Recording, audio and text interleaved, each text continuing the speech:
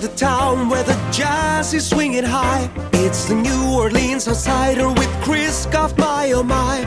We may be outsiders, but our love for New Orleans is true. So come along as I share it all with you. Sights and sounds, food and drinks. We're here to take a ride with New Orleans Outsider as our guide.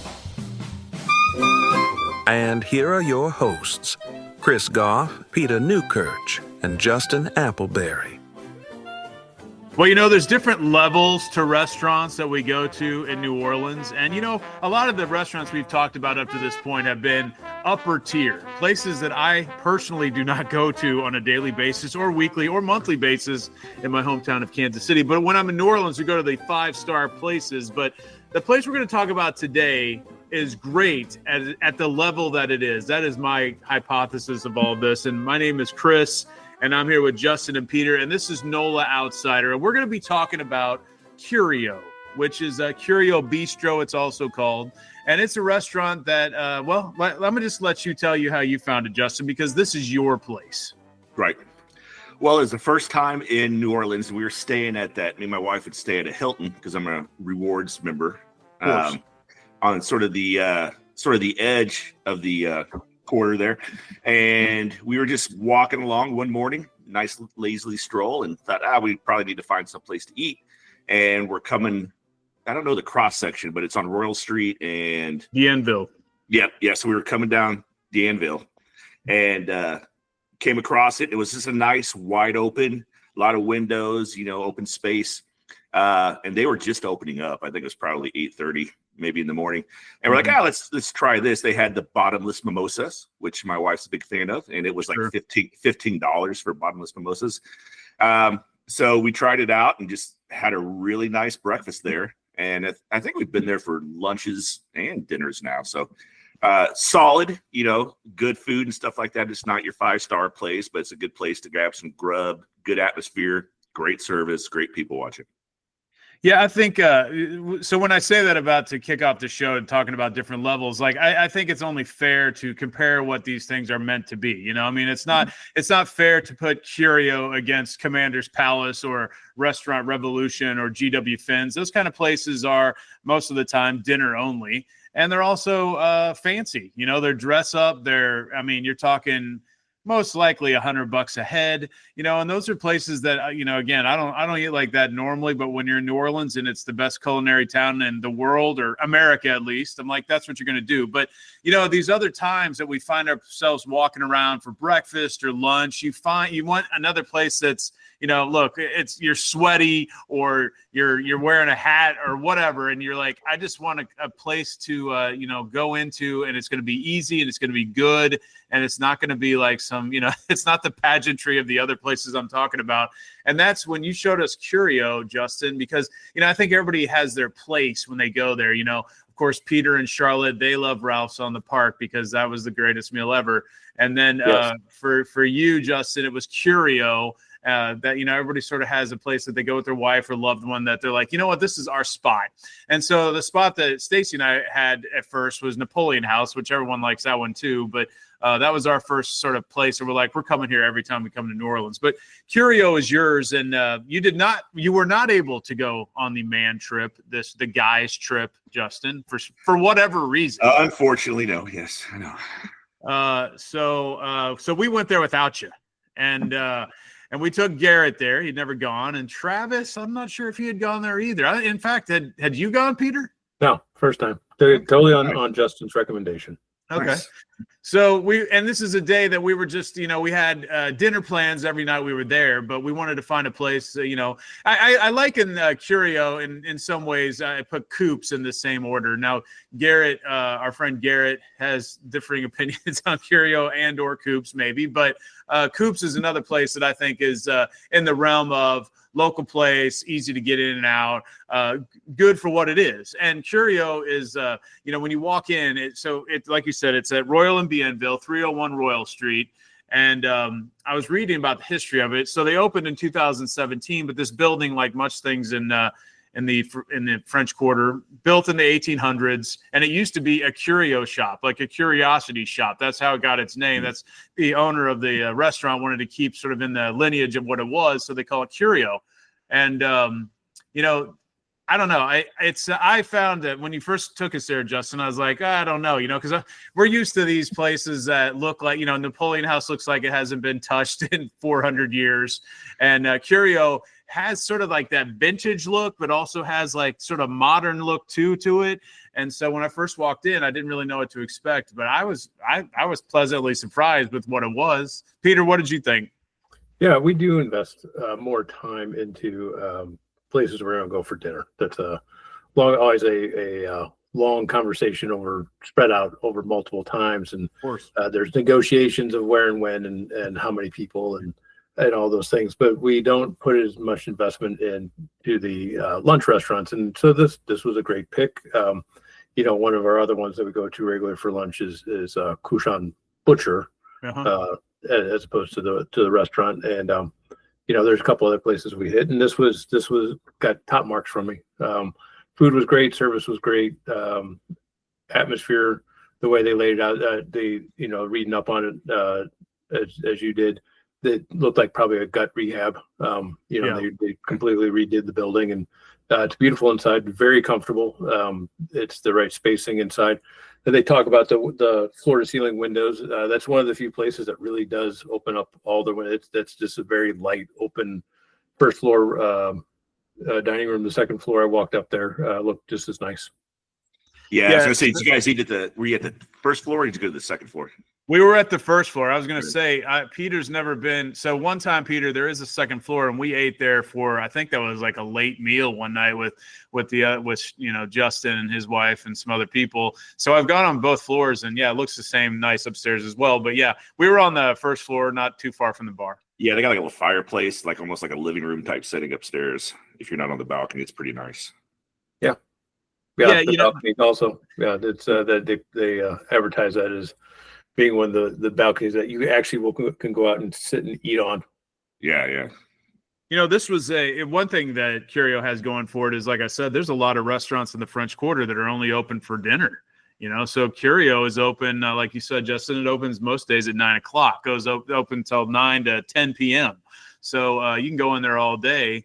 And I believe, if I'm not mistaken, I think you can have breakfast all day, because I believe I've had breakfast for different meals. It seems like I've had the eggs pontchartrain multiple times at different times of the day. Yeah, that's my favorite dish. And you can have it all day. Like I've gone in there for breakfast and had a shrimp po' boy before. So their full menu, if I'm not mistaken, is available all day long. Yeah, and you mentioned, like, you go to their website, the first thing they show is they have bottomless, looks like mimosas and Bloody Marys. Yeah, until 4:00 every day, which is another thing to draw you in for that, of course. But I thought that's rare. That's usually a weekend thing for most places. I know. Yeah, that's a good idea on their part to do it every day. Yeah, and they keep them flowing too. They even give you the to-go cup. If you're not, you get one for the road. which is rare, because when you get used to meet the people that used to work at Olive Garden, they're like, we need you to get in and out of this place within the 6 songs that play, like whatever it was, like the 6 Sinatra songs. And they're like, I always thought it was such a rib when they were like, hey, bottomless pasta bowl, and they'd only come around every 30 minutes. By that time I'm full. But that's what the bottomless mimosa and Bloody Mary is just something else to add on. But something else about it, like you said, $15 for that.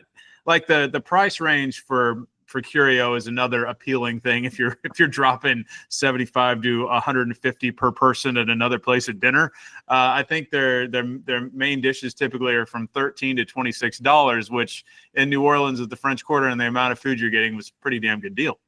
Yeah, great portions. Yeah, so Justin, like, you have been here more than anybody else. What is your, like, tell me what your and Lily's favorite meals are. You said eggs pontchartrain, but why did you pick that? It's pretty much an eggs Benedict with crab cake, right? I love crab or crab meat. Is it crab cake or crab meat? I can't remember which one. It's like it's over crab cakes on the pontchartrain. Yeah, crab cake. Yeah, it's fantastic. Just a unique dish. Really flavorful. Just if you like that kind of stuff, you can't. I saw that and I was pretty much done. I was like, this is what I'm having. And that's been my go-to for breakfast. We eat their breakfast maybe once or twice when we're there. So always hit that. It's delicious. Comes with the potatoes, not the hash browns. So you get like a little bit more like full potato type thing. It's fantastic. Great cup of coffee too. Like a basic just black cup of coffee. It's hard to beat what they got there, Curio. It's fantastic. You did say important. That, and other people. Yeah. I don't think we didn't have coffee there, Peter. But yeah, I had heard that their black coffee is. Yeah. That's important to Peter. I know that too. Oh, it's very There's a couple of restaurants that do great. These just local restaurants, but they do great breakfast. Horrible coffee. Horrible. To the point where I'm like, I gotta get a cup of coffee before we go down there because that's just part of it. If you're gonna be a great breakfast place, you got to have a good cup of Joe, man. Yeah, you got to. Well, I was reading about the chef, Peter, and I want to get your take on this because her name is Chef Haley Van Vliet, and she was a former sous chef at Kingfish, which I have never been to, but I've seen multiple times. It's in the French Quarter as well. But she's also worked at Cochon Butcher and Broussard's.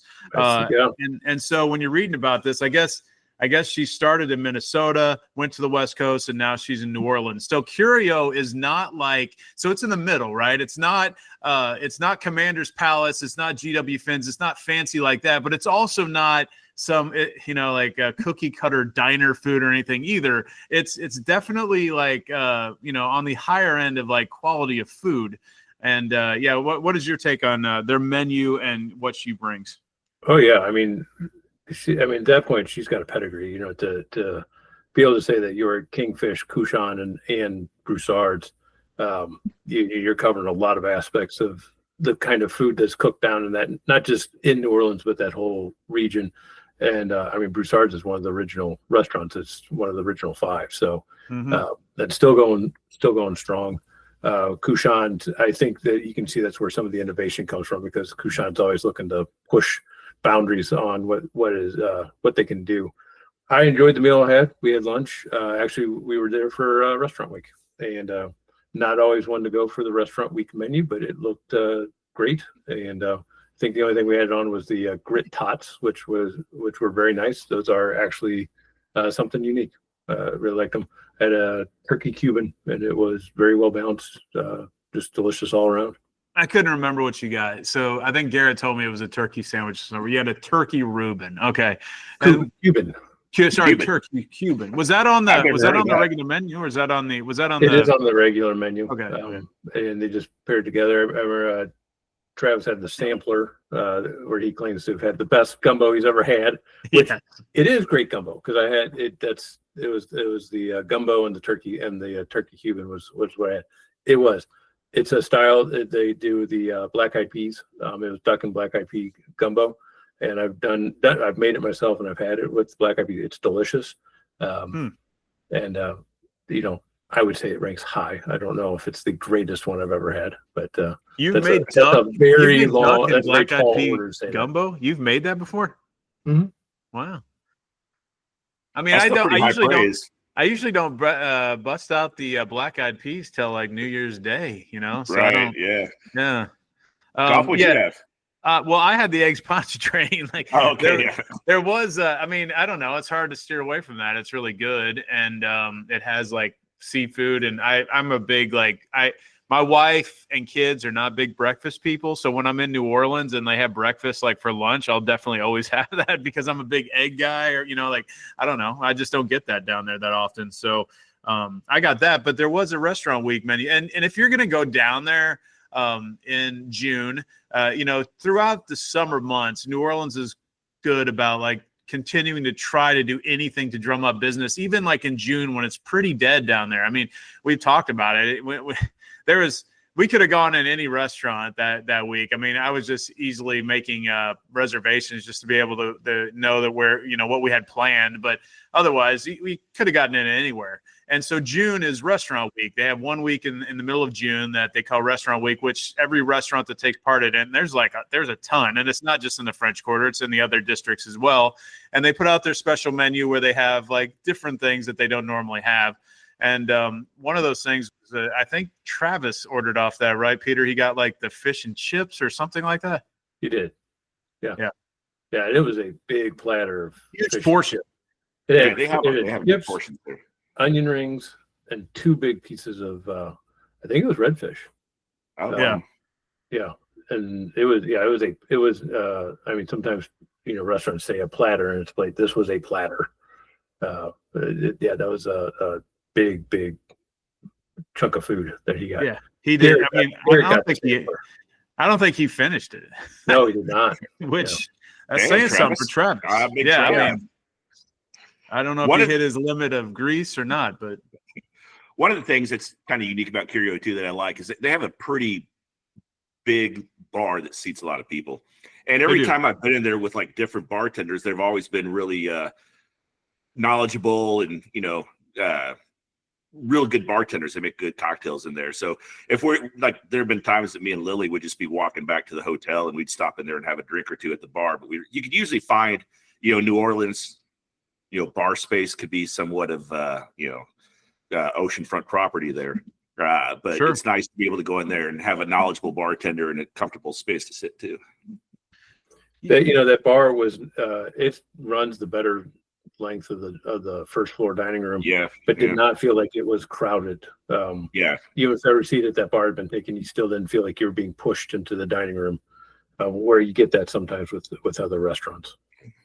yeah, I think they have like a really nice selection of liquor up there, and their bartender has, like, if I recall, they have the whole sort of like shtick. They have the sort of the vest, and they do that in so many restaurants in New Orleans, and it reminded me sort of Two Jacks bar, where they have it's just it looks like a guy that you could have plucked out of like 1880s like Kansas bar somewhere, and they the whole experience at the bar is very good. Like, you see people coming in just for drinks in there. They're known for some cocktails there as well, which every place has to have some unique twist on it. And being in New Orleans, you have to have something crazy, But I think the place looks nicer than most places. It's sort of like you can tell it's like I said, it's got a more modern look. So many places in New Orleans have that sort of grimy, which I like. I like the old style that you feel like you're in a different century. But it really they've done a lot to sort of class up the whole place. But also, it's still got that grit too. It's sort of hard to explain. It still has the vibe and the feel of a New Orleans spot, but it has a different dynamic and feel to it. Yeah, it's maybe a little bit more modern, a little bit quote unquote clean. Yeah. No, it was. I mean, look, I've been to so many other places that I like sort of on the outside look like Curio, but when you go in, they do not have the same appeal as Curio after you leave. There's several. I probably shouldn't say them because we're positive here, but Right. But there are several that have sort of the same look as Curio, I guess, on the outside, and it looks just maybe like and to Garrett's point, which we were talking about, our friend Travis saying it was the best best part of a meal, or best meal he had, was the duck andouille and black-eyed pea gumbo at Curio, which, I mean, that's some high praise considering he was like eating at Restaurant Revolution and Tableau and Muriel's. So I don't know how much he had to drink when he said that, but he's prone to grand statements too. Yeah, he's hyperbolic, but I think anyone that has a sampler plate is catering to tourists, right, Peter? Yes, absolutely. Yeah, I mean, so that's they what call that it the tour of New Orleans. So it's telling you right there that this is for first timers to get a little try of everything. Which is fine. I mean, they're in the dead center of Royal Street in the middle of French Quarter. So I mean, that's not a shot. But their taste is they're close to the hotels, so you're going to get that crowd that's coming in. So Coops has the same thing. Yeah, say to Coops. Coops had like you can have fried chicken. They're known for that, but they also had, hey, you can try 3 or 4 of these things too, which they have like the rabbit jambalaya. But here at Curio, their Taste of New Orleans, which is that you can either select 3 or 4 of these. Select 3 is $23. Select 4 is $28. You can go from the crawfish etouffee, the Creole jambalaya, the duck andouille and black-eyed pea gumbo, or red beans and rice. And I think he got all 4. And I think he was happy with all of it. I mean, it was, but Good. you know, it was, you know, I think it's a place that you walking in, you might think, hey, this is going to be sort of like I went to this place. And it's way better than a lot of these other places that are sort of touristy spots that you might just sort of stumble into just because you don't know what you're doing.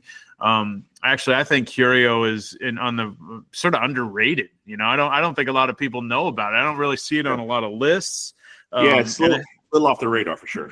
It is, and I don't think it should be. I mean, Peter, you know how hard it is to stand out in that town as a freaking place you eat at. I mean, that's like you're with a bunch of 10 supermodels, you know? I mean, like it is hard. Like, what would you like? How do you stand out? I mean, what do you think they're doing right? Because if you're going head to head with all these other top shelf places that I'm throwing out here, I mean, and you realize, okay, we're not going to be, you know, listed on Forbes top 100 restaurants in the world like some of these places down here, so we have to do this, you know.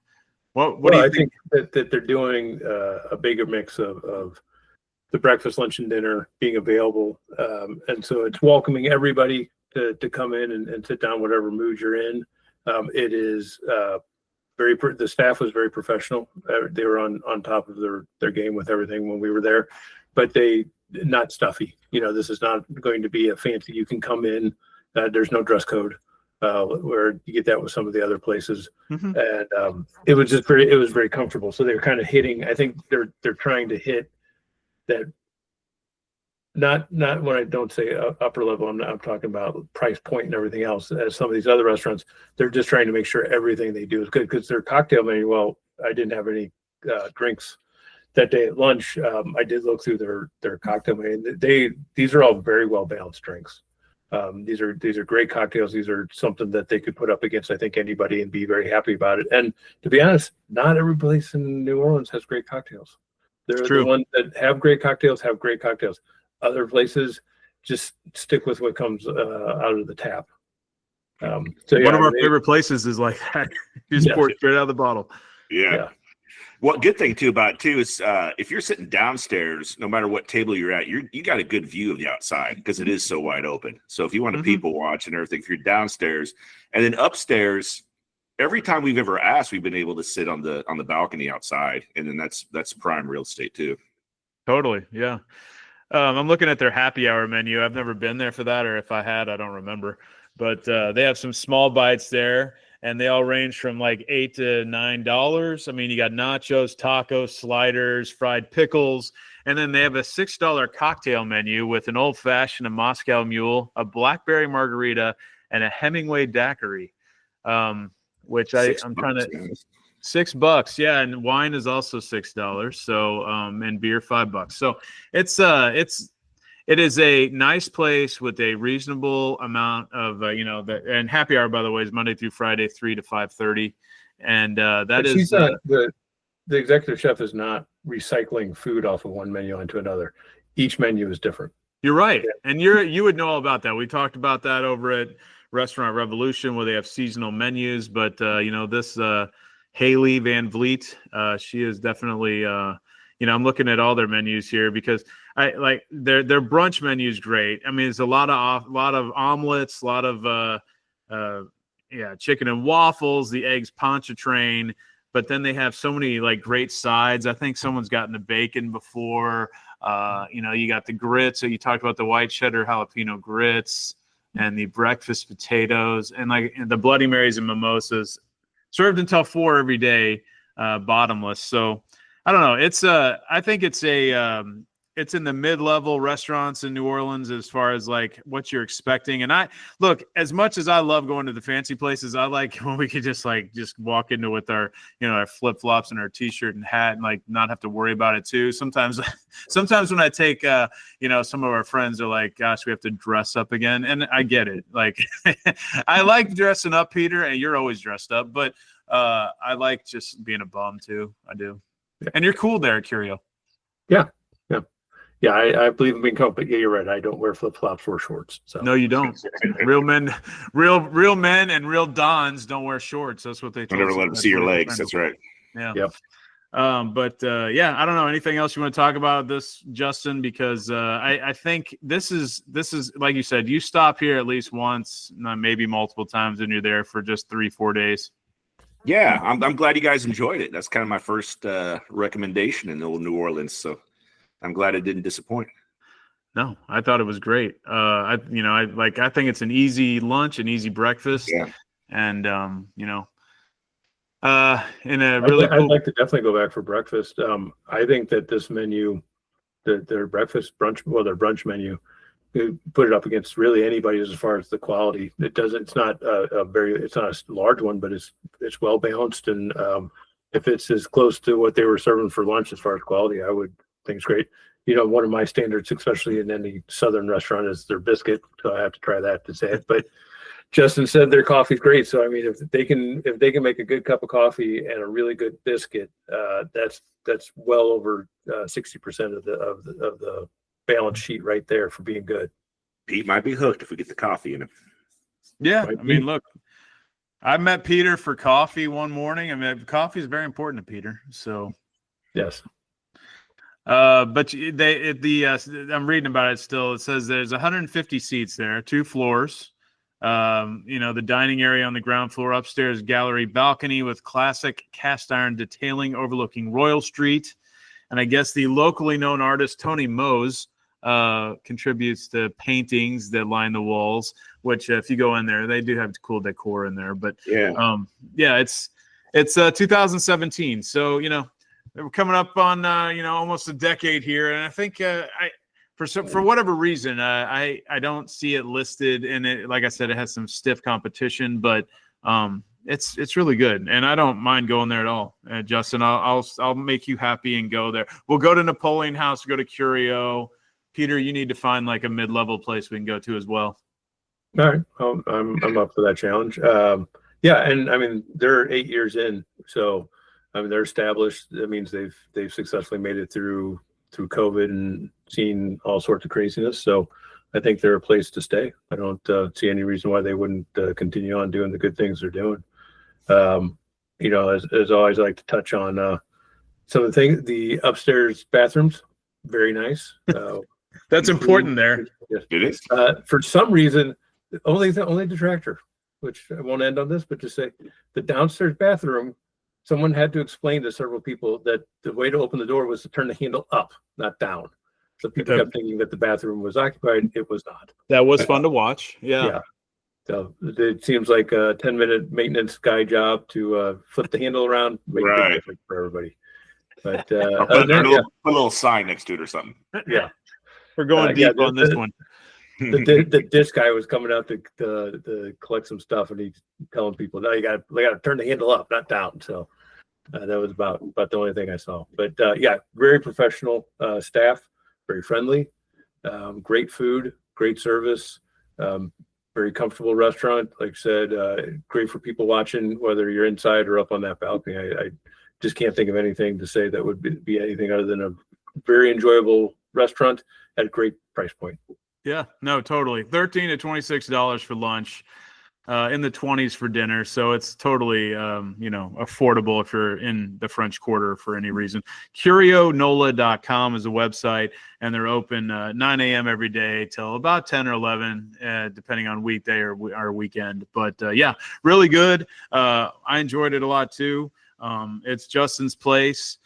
Peter, we have not talked about your place, which is Ralph's on the Park. We do have to hit that. Now, Justin has not been there, and I've only been there once myself, but it was very good. I didn't see. There's a couple news things I wanted to bring up. Did you see that the Palace Cafe is closing? I did not. After 34 years, they said. This is one of the places on. It's on Canal, and it's a Dickie Brennan restaurant, Peter. So. It's after 34 years, it sounded like they were trying to sort of lease to own, or there was some kind of, their lease was a 35-year lease and it was coming up. So they decided to, I guess they got into sort of an argument on like what, I forget what it was. I think the landlord or the business or the building owner wanted them to pay for, upgrades as well as renewing their lease. And I think Palace was like, no, I'm not doing that. So they came to an impasse in Palace Cafe, which has been a big time. My parents told me about that place years ago, and they loved it because they had a white chocolate bread pudding they love there. Is now shuttering its doors. Now I'm wondering if they're putting that out so publicly that maybe they can come back to the negotiation table somehow.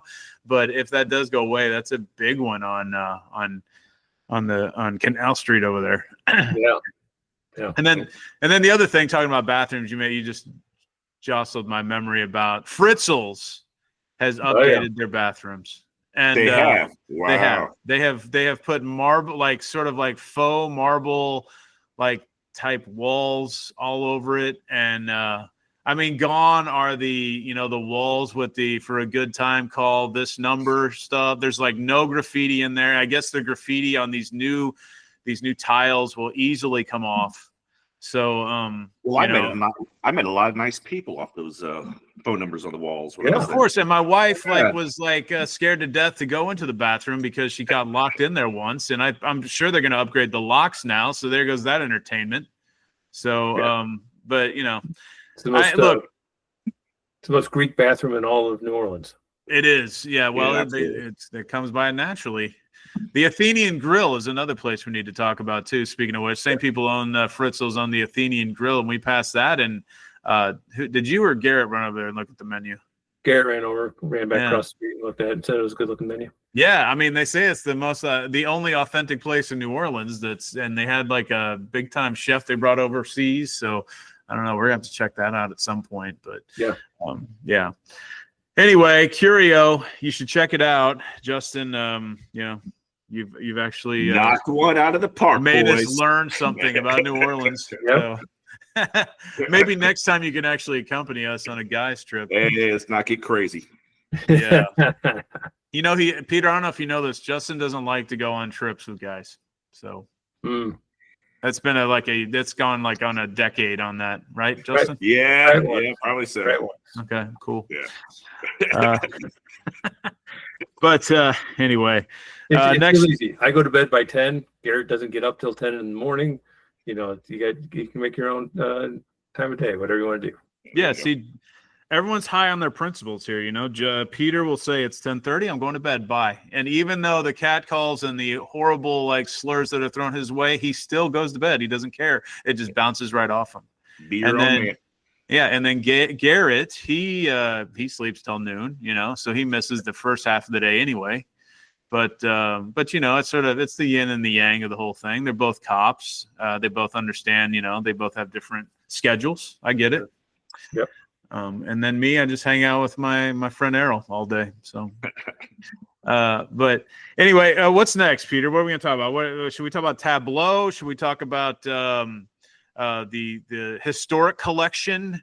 Gosh, I still want to do Ralph's on the Park. Maybe the historic collection. I'm not ready to talk about Tableau yet. You need a little time. You want to build up to it? Yeah, that's a bigger conversation. Well, it's not. Let's start a little thing here. Some of the Brennan's restaurants have been a little underwhelming, and and the Brennan family overall has an awesome track record, in my opinion, of these restaurants around town. But we've had over the last half a decade a couple negative things. I'll tell you one, Brennan's itself, just regular Brennan's, I've had a couple bad times. And Redfish Grill, I've had multiple sort of not the best things there. And Tableau was, even though I liked my dish, was underwhelming for others. So, yeah.